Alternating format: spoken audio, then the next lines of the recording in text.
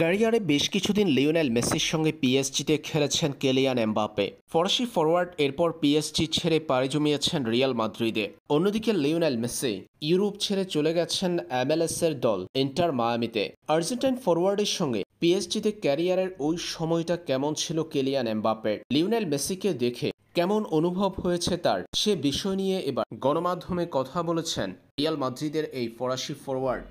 Messi প্রসঙ্গে Kylian Mbappe জানিয়েছেন, football মাঠে আর্জেন্টাইন মহাতারকা সব কিছুতেই ভালো করে থাকেন, এমন একজন ব্যক্তি যার কাছ থেকে সব কিছুই শেখা যায়। লিওনেল মেসি প্রসঙ্গে কেলিয়ান এমবাপ্পে বলেন, মেসি সব কিছুই ভালো করে, আপনি এমন একজন ব্যক্তির কাছ থেকে সব কিছু শিখতে পারেন। আমি তার কাছে যেতাম এবং তাকে জিজ্ঞাসা করতাম, এটা আপনি কিভাবে করেন।